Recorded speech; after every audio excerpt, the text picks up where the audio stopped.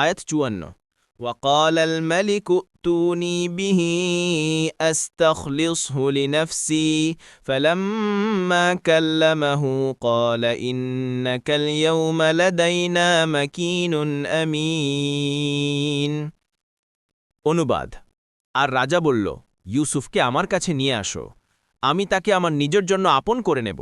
তারপর রাজা যখন তার সাথে কথা বলল, তখন রাজা বলল, আজ আপনি তো আমাদের কাছে মর্যাদাশীল, আস্থাভাজন। তাফসির ১ নং ফুটনোটের বিবরণ। অর্থাৎ বাদশাহ যখন ইউসুফ আলাইহিসসালামের দাবি অনুযায়ী মহিলাদের কাছে ঘটনার তদন্ত করলেন এবং আজিজ পত্নী ও অন্যান্য সব মহিলা বাস্তব ঘটনা স্বীকার করল, তখন বাদশাহ নির্দেশ দিলেন, ইউসুফকে আমার কাছে নিয়ে আসো, যাতে তাকে একান্ত উপদেষ্টা করে নেই। নির্দেশ অনুযায়ী তাকে সম্মানে কারাগার থেকে দরবারে আনা হল। অতঃপর পারস্পরিক আলাপ ও আলোচনার ফলে তার যোগ্যতা ও প্রতিভা সম্পর্কে নিশ্চিত হয়ে বাদশাহ বললেন, আপনি আজ থেকে আমার কাছে অত্যন্ত সম্মানার্হ এবং বিশ্বস্ত। অর্থাৎ আপনার কথা গ্রহণযোগ্য এবং আপনি এমনই বিশ্বস্ত যে আপনার পক্ষ থেকে কোনো গাদ্দারির ভয় নেই। কুর্তুবী থেকে সংক্ষেপিত। এটা যেন বাদশার পক্ষ থেকে এ মর্মে একটি সুস্পষ্ট ইঙ্গিত ছিল যে আপনার হাতে যে কোনো দায়িত্বপূর্ণ কাজ সঁপে দেওয়া যেতে পারে। স্বপ্ন এবং অনাগত পরিস্থিতির ব্যাপারে বাদশাহ বললেন, এখন কি করা দরকার?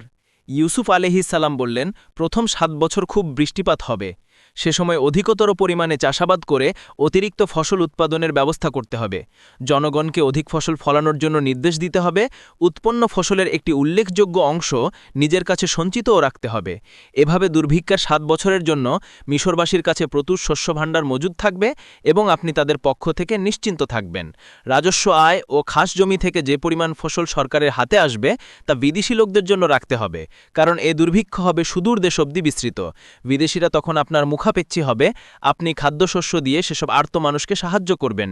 বিনিময়ে যৎকিঞ্চিত মূল্য গ্রহণ করলেও সরকারি ধনভাণ্ডারে অভূতপূর্ব অর্থ সমাগত হবে।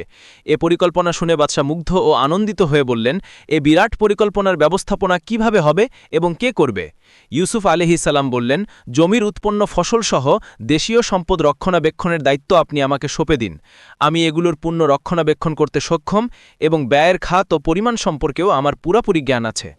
কুর্তুবী থেকে সংক্ষেপিত। যেখানে যে পরিমাণ ব্যয় করা জরুরি সেখানে সে পরিমাণ ব্যয় করব এবং ক্ষেত্রে কোনো কম বেশি করব না। হাফিজ শব্দটি প্রথম প্রয়োজনের এবং আলিম শব্দটি দ্বিতীয় প্রয়োজনের নিশ্চয়তা দেয়।